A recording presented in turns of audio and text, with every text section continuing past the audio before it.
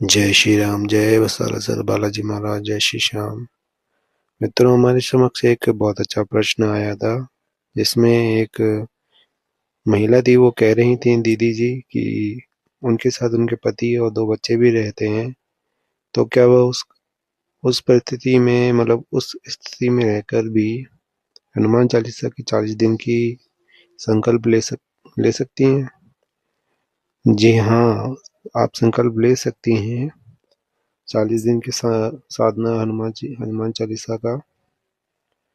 लेकिन आपको कुछ बातों का काफी ध्यान रखना पड़ेगा, स्वच्छता का, साफ सफाई का, और अपना जो भी होता है, जैसे गृहस्थी में रहकर उन सबका ब्रह्मचर्य का पालन करना होगा।